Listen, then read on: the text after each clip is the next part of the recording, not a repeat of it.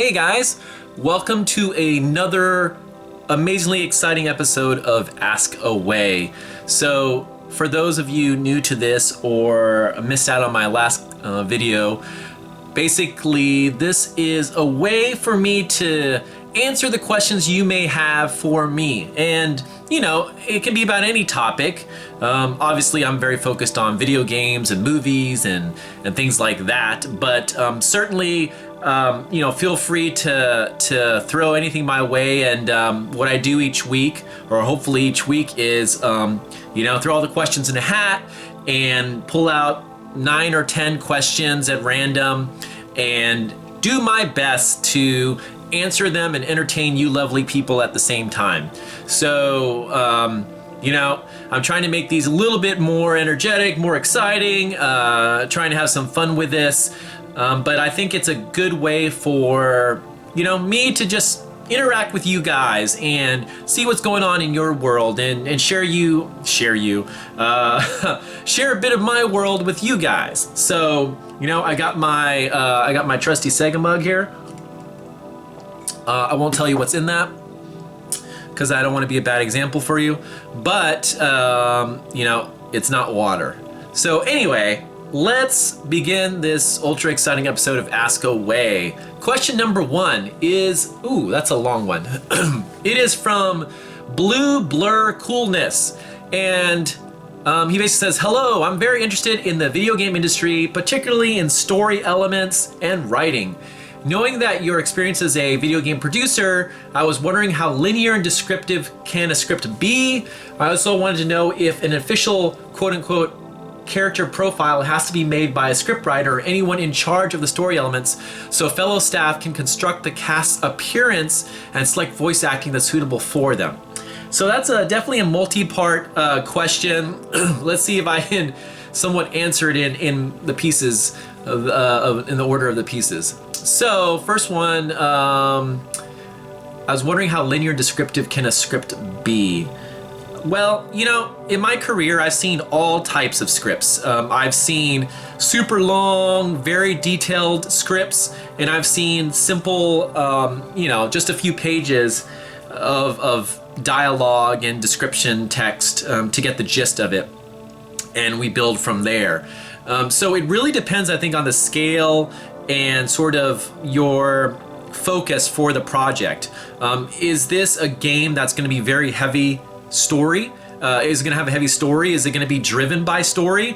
You know, a third-person action-adventure game or an RPG where story elements sort of are at the forefront of it all? Or is it kind of a, you know, action game, fighting game, or something along those lines where story is nice to have because it pulls everything together, but it's not necessarily what the spotlight is on as far as the overall experience of the game? So, you know, it can be as linear and descriptive as you want to be. Some people are very verbose. Some writers or whoever is writing the script, it doesn't have to be a writer. I've seen game leads write the story, game designers, producers, people who weren't necessarily a part of the team have written it. Or maybe you have an external person who is skilled in that, whether they come from Hollywood or something else, and you hire them on to kind of help in that regard. But it really depends on the person and the type of game. Obviously, ideally, I like a lot of detail and I like a lot of flexibility in the scripts because it's always sort of some ways easier to trim down from that and adjust things accordingly. Whereas if you have too small of a script, having to fill that in or trying to answer questions later on while you're in process or pre-production can get a bit tedious and annoying and detract from the gameplay and other things that you want to focus on. So hopefully that sort of answered your question. There's a wide sort of flexibility as far as how scripts can be. Again, it depends also if you're having a linear game or if you're having a situation where you can switch between different characters, they have different stories, etc., etc. So it really depends on the type of game experience you're trying to build. Is an official character profile made by the scripter or anyone in charge of the story elements so fellow staff can construct the cast appearance and select voice acting? Generally, yes, character profiles are made to aid in a lot of different things. It aids in casting people for VO. It definitely aids concept artists in creating initial imagery for these characters. So it is very useful early on to be able to, as you're writing the script and these characters are forming, to be able to articulate and explain what these characters are. You know, what's their background, even like how do they speak, what's their attitude, so that when we go in and we're trying to pick out the greatest, great possible voices for these people, what would they sound like? How would they act? How would they interact with each other? So definitely character profiles are a great thing to have and almost a necessity in some ways. And it can take many forms. Some can be very straightforward and basic. I mean, the Sonic the Hedgehog ones, really, the archetypes for those guys are pretty straightforward. And while they've gotten a little bit more complex over the years, describing Sonic and Amy and Tails and Knuckles and things like that was very easy, especially in the early days. And but it definitely allows them to stay within character when you're developing future games, but also making sure that you're casting the right people for those parts. So yes, character profiles important. I highly suggest them, and I think for any sort of experience to feel like it works together, the characters interact well together on screen, that is a necessity. Okay, thank you, Blue Blur Coolness, for that name and for that cool name that you have. Next question. Sorry, I'm just gonna take another sip here. Next question from Metro Kun. What are some of your favorite TV shows? That's the first part of the question. Wow, that is a tough one. I don't know if you mean right now. Oh, you're asking what am I watching right now? Well, I'll give you some of my past favorites. I was a big fan of Lost. I go all over the place. I loved Seinfeld. Yes, I sort of like Friends. How I Met Your Mother, except for the ending part. Seinfeld, except for the ending part. But right now, what other stuff did I watch in the old days? I watched a lot of stuff in the old days. Anything like sort of sci-fi or dark humor or action-oriented, I would try to give a chance. So, but there's a lot of shows that I missed that I have now, thanks to the miracle technology of Netflix and their wonderful services, I'm able to go back and watch a lot of these episodes that I missed or shows that I kind of missed. So I'm all over the place as far as old school TV watching.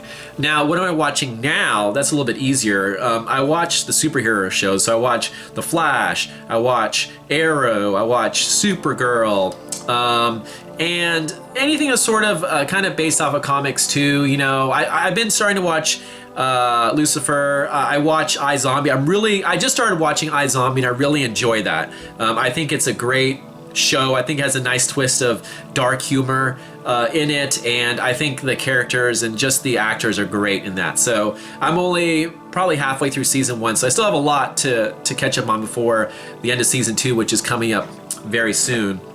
So I've been watching that.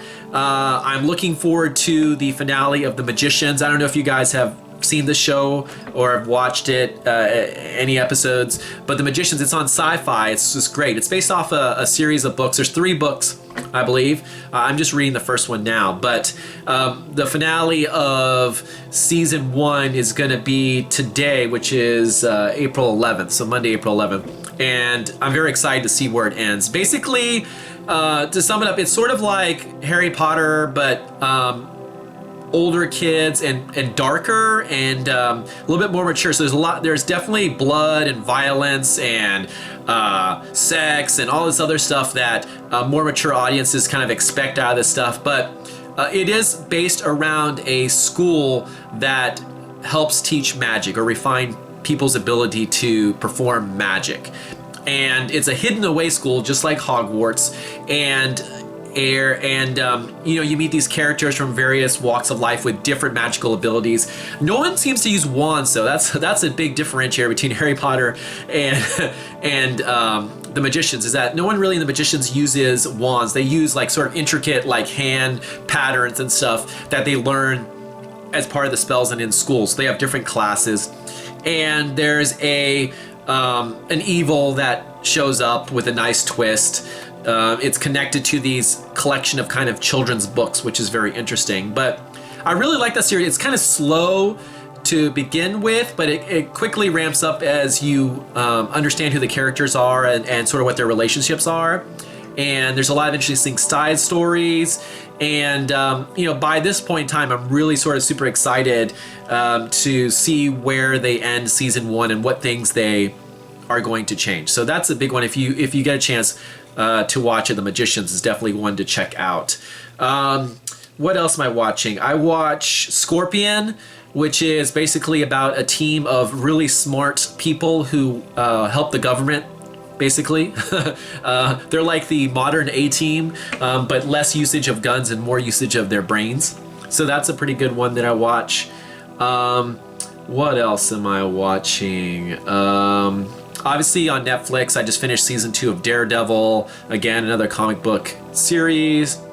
So stuff like that, I like a lot of the sci-fi, I like a lot of the magic and the comic book kind of based shows, as you can expect. So that's basically sort of what I'm watching now. So thanks for those questions, Metro-kun. Moving on, number 3. Oh gosh, this is a biggie one. This is what I get asked a lot. Can you tell me how to get a career in game development? Unfortunately, that's not an easy question to answer. I mean, in regard that there are tons of answers for this question. There isn't any right answer. And it really, again, depends on what you're interested in doing. There are many, many fields in the video game industry. It's not just creating games or being involved with games, but the other aspects of it that are touching it but not necessarily directly involved, such as the creative team that makes like the packaging, or the relationship team that sort of handles the partnerships with first party like Sony, Microsoft, and Nintendo, or the accounting side or the legal side, video game law. So it's really hard to answer that question because it really depends on what you want to do in the industry. Now, in relation to if you're wanting to work on the games themselves, then, they have something now that I didn't have when I was going through school. And they have a lot more classes and a lot more colleges that have these 2-year or multi-year programs that teach sort of the fundamentals of game development. And normally it's like art and animation, maybe project management, which is a key thing for a producer, and obviously engineering or coding as a programmer. So those are the sort of core things. And so I would really kind of investigate, and good sites look for that are like Gama Sutra, sort of industry sites like that, where you can read stories about and articles about different tracks that you can go on as a video game industry professional. But you kind of really need to go in thinking about what you want to do if you're an art guy, or if you're a technical guy, or if you're more interested in the higher 10,000 foot image of the game as a producer or director or things like that.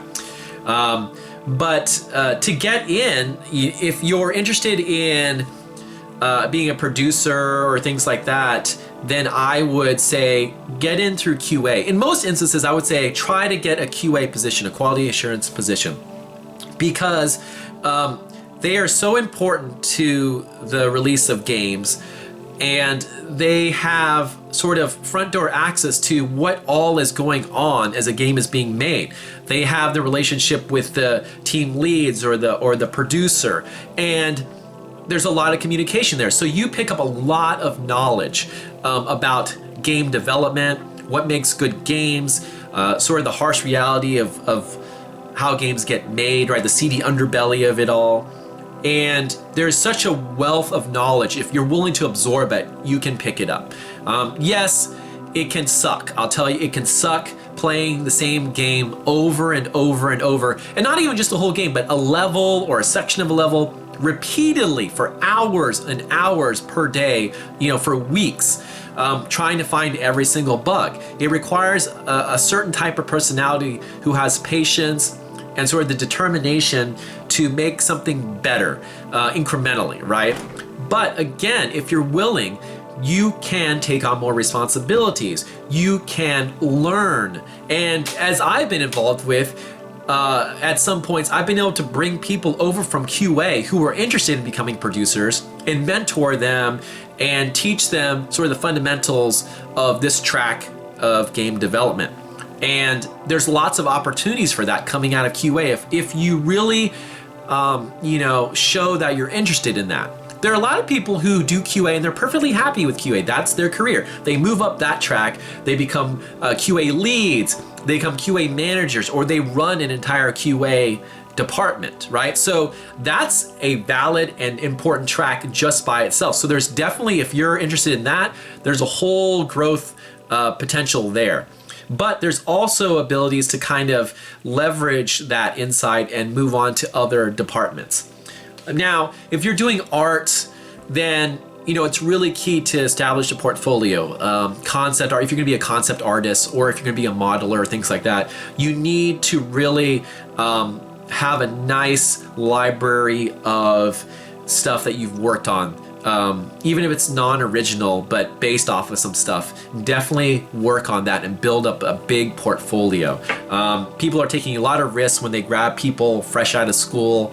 It's kind of, you really have to sort of show that you have something different or an interesting quality, or you really know what you're doing. So if you're a modeler, there's plenty of programs out there, even game engines, where you can download and start messing around with character models, what it takes to create character models, what can you do to make your own character models. A lot of stuff out there. And you can just take a little bit of research. If you want to be a game designer, right? There's a lot of stuff that you can do there, and there's various versions of designers. There's level designers, there are, mechanic designers, there's tons of different things. If you're doing level designs, again, there's so many different game engines that are free now to download. Go in, start building levels for even existing games, and earn that experience and have something physical that you can show when you go in for that interview, or when you hope to jump out of QA or whatever else you're doing into a junior position, right? So again, there's way more resources nowadays than there were back 10, 15 years ago. And there's a whole wealth of resources and knowledge and on the web. And so I definitely suggest that you seek that out, that knowledge. I'm a big knowledge seeker. I'm always trying to improve myself. I'm always trying to learn. So I'm spending time, like right now, I'm taking online classes on VR and coding for VR, so I can understand the fundamentals of what works and what doesn't work in VR. So I'm always actively trying to improve the noggin and my skill set as a game developer, right? So you need that hunger, you need that ability to seek out knowledge.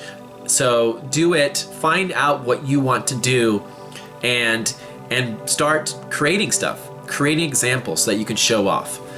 So hopefully that in some way sums up what are some of the things you can do to try to get a career in game development. It's not easy. Well, it's not easy and it is easy. It's not easy in the traditional sense, but now with the popularity of mobile games and independent games, there's a lot more smaller development groups out there. And there's even a chance, there's a lot of people out of school who form groups. I was at GDC this year and talking to some students who are still attending classes, but have already formed partnerships so that when they get out of school, they can start working on their first game together and then try to get it published, or publish it themselves independently. So that's very exciting, and it's a very exciting thing for the future of this industry. So that's also another possibility. Reach out to the community, find out who else is working on games, or who else needs talented people to create these games, and work together on creating an experience that you can share. All right. Thank you, Thomas Edwards. Next question. Have you ever thought about creating a Twitch channel and streaming games? From Megaman22178. Maybe that's your birthday. Delicious. No. Doing the whole streaming thing is, and don't get me wrong, I applaud all those people who stream these games, who I follow some of them on Twitter and stuff, like Melanie Mac and some of those other folks who constantly making videos or streaming on Twitch, and that's their career, right? That's what they love to do, and they do it well, and they've grown in popularity because of that. And while I do have interest in sort of sharing my knowledge or talking to other people who have similar interest and generating ideas and cool things, streaming is probably not for me. I'm not a huge multiplayer streamer, so even like from the standpoint that I'm playing with people watching is kind of a weird thing for me. I sort of kind of like get lost in the experiences when I play them. Outside of Destiny, which I played hardcore for like a year, 2 to 3 hours a night. I've stopped playing that for a while now. It's been like 3 or 4 months, but that was the one time I would stream stuff on occasion from the PlayStation 4. I was always playing with my friends and things like that, my Sega clan and et cetera, but normally I tend to game solo and only play people online when it's fighting games and things like that. I'm more of a cooperative guy. So I guess that doesn't really impact why I don't stream, but it's not something that is something that I'm sort of really interested in or excited about. I don't know. Maybe I'm too old for that. It's like a younger generation who does that or something. Now I'm saying I'm really old. I'm kind of old, but anyway. So not in the foreseeable future. If that could change if there's a game or something that interests me. I think it would be cool if I could work with some other people and create a game, and we sort of stream the development of that game somehow. That would be really cool. I think that'd be interesting. But aside from that, just straight me playing games for people to see, not so much. But let me know. I mean, if that's something you guys are interested in seeing, definitely ping me and I'll consider it. I do play a lot of games offline, so setting up and being able to stream from the PS4 or even my PC is not that huge of a deal, I don't think. But it's not something that I currently am looking into. So there you go. Thanks, Mega Man 22178. Mike Dorcel. What are you playing this week? Game-wise, good question. What am I playing this week? I am playing Resident Evil 6, so the HDified PS4 version of Resident Evil 6 I'm playing. I am playing still Street Fighter 5 off and on, though I've lost a little bit of, I don't know, the charm of Street Fighter 5 has dropped for me a little bit. I was expecting to get a lot more excited about it, and I jumped in it full bore and tried to learn some of the new characters and stuff, but I don't know, it's the interest, and maybe because there's not enough single player content, or they're going to add to it, but there wasn't enough single player content initially, means that I kind of just had to play online all the time, and while I do enjoy that occasionally, doing that all the time is just tedious and stressful at times if you're trying to move up your ranking. So I've lost a bit of I don't know, steam on that. I am going to start playing Corpse Party Blood Drive, so for the Vita. I'm excited to kind of play that, so that'll hopefully fill in my my RPG fix for a little bit. So I'm excited about that. I haven't started that. I haven't even opened that, actually. What else am I playing? I'm trying to finish season 2 of Walking Dead. I'm so behind on that. I need to catch up with that. So season 2 of Walking Dead. I need to finish speaking of Telltale, I need to finish Game of Thrones. I'm near the end of that. I really enjoyed that, actually, Game of Thrones. What else? What else am I playing? The moment I stop this video, I'm gonna remember everything else that I'm playing.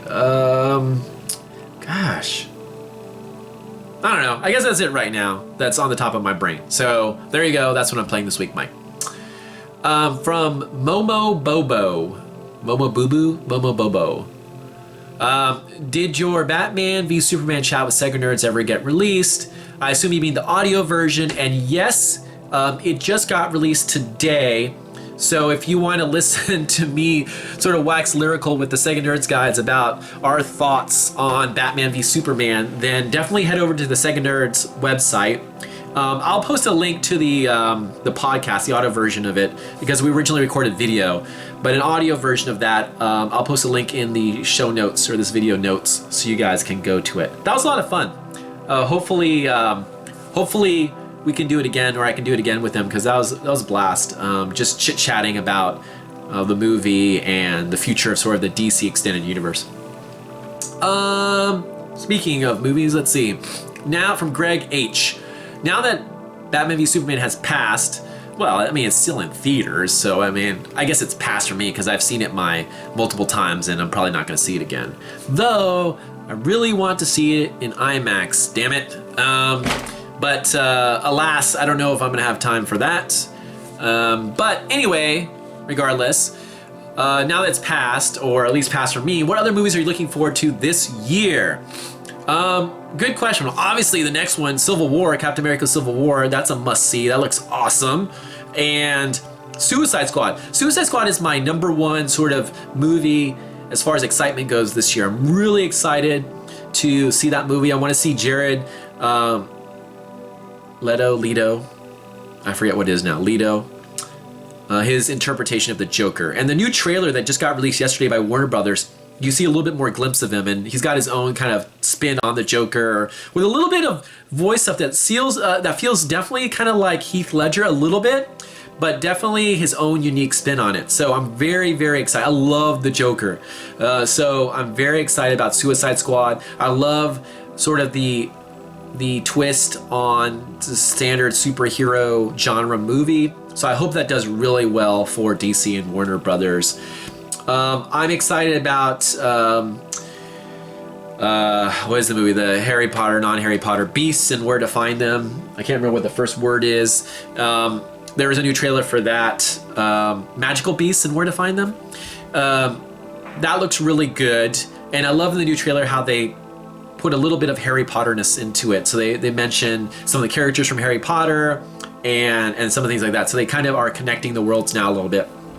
So just being a big fan of Harry Potter, I'm very excited to see where this goes from here. So that's definitely one that I'm excited about. What else is there? I'm blanking out right now. Normally I'm pretty good about this whole movie stuff. I'm trying to remember what all the summer movies are. But basically any superhero movie I will go see for sure. So there you go. Blah, blah, blah, blah. What else?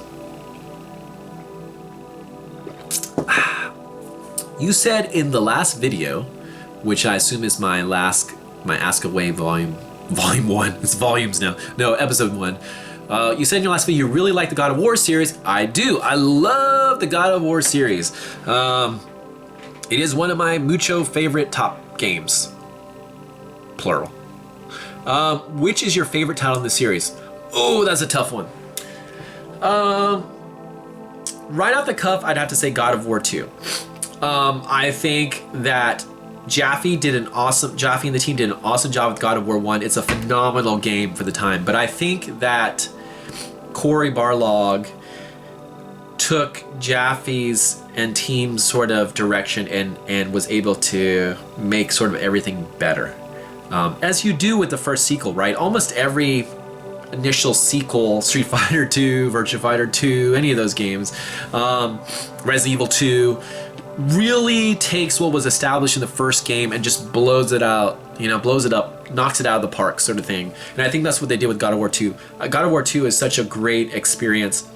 And I hope that everyone watching this has played it, because if you haven't, please do. Just go find it. There's HD versions of it for the PlayStation 3 if you don't have the old consoles. But it is a great just action adventure experience, great combat system, just cool mythological stuff, just tops. So if I had to choose one game right now, I'd have to say God of War 2. Oh, sorry, I didn't write. Whoever asked that question, thank you. I'm sorry I didn't write your name down for this, so apologies there. Next question from Retro Metro 23. That's a cool name. What systems do you own, and are they all still hooked up? Oh boy.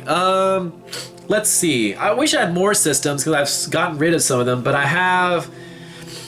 I don't know. Let's see. Let's start at the back end of stuff. I have the regular Nintendo, the Super Nintendo, the Genesis. I have the Genesis, the Sega Genesis CD, the Sega CD, the 32X. I have the Saturn. I have the N64. I have the PlayStation 1, PlayStation 2, PlayStation 3, PlayStation 4. Multiple versions of all of those. You know, because I always buy the slim version and stuff like that. So I have all those systems: the Xbox 360, Xbox One, original Xbox. I have the GameCube with the awesome component cable. GameCube. I have a Wii. I do not have a Wii U. I never bought a Wii U, and it just, you know, I just got so busy that I wasn't able to play so many games on so many different systems. I had to focus on one or two systems, so I focused on the Xbox and the PlayStation. So there's that, and then handhelds. I have pretty much every Game Boy iteration, except for the SP, which I think I either gave it away, I sold it, or I don't have anymore. So, but sort of every generation of Game Boy, I have one of those. I have every generation of the DS, and I have every version of the 3DS, including the 2DS, but I don't have the new 3DS, any of those. So I didn't feel that it was worth it to buy all those. What else? Am I missing other systems? Oh, I guess going back, I have a 3DO. I have oh wait, no, I don't have a 3DO. That's the one I wanted. I used to have a 3DO, but I don't have that anymore. So I want to get another one. I have the Sega Nomad, I have the Sega Game Gear, I have the Neo Geo Pocket, I have the Wonder Swan, or a couple of the Wonder Swans, I have the Virtual Boy, I have multiple versions of the Dreamcast. I can't believe I forgot that. I mean, I have every Sega system, so except, sorry, that's a lie. I don't have anything before the Master System, so I don't have anything. What other systems? I don't have a Turbo Express. I love one of those, but I don't have one of those. I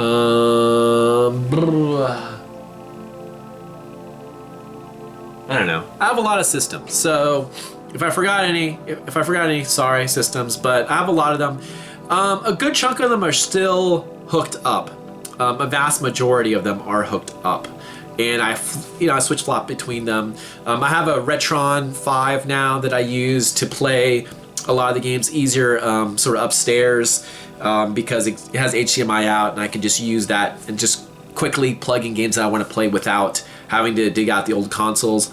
But downstairs, down here behind me, there's a lot of the old systems hooked up. So I kind of have a retro stuff downstairs, and I mostly have new stuff upstairs. So there you go. Last question from Chris Stein. Do you watch anime, and what are some of your faves? I do. I mean, I used to really watch a lot of anime back in the day. My younger years, I was a member sort of like the whole fan sub community. I had a mailing list that was really popular, so I was big into the whole fan subbing stuff. So I watched a ton of stuff. I mean, I still have boxes and boxes of VHS tapes of anime, which I don't know what to do with. But I've slowed down over the years. I still watch the big stuff here and there and things like that, but if I had to choose my two top favorite series, and these are romantic comedies, they're not, they're not fantastical anyway, but number one would be Maze no Koku, which I love to death, that series, and the second series that's my favorite is Kimagure Orange Road. So if I had to pick my two, those have been consistently the top two series of all time of anime that I've loved. So I still rewatch them. I just love those characters. I love the whole romantic comedy aspect of it. And yeah, and I think they still hold up. I think they're great. So there you go. There's the last question of Ask Away episode 2. Thank you for submitting your questions. If you want to send in questions, definitely post them in the below this video, or just tweet them to me with the Ask Away hashtag, and I will pull them out at random for next episode of Ask Away. So thanks, guys. Hope you had fun. Take care, and I will see you next time. Bye.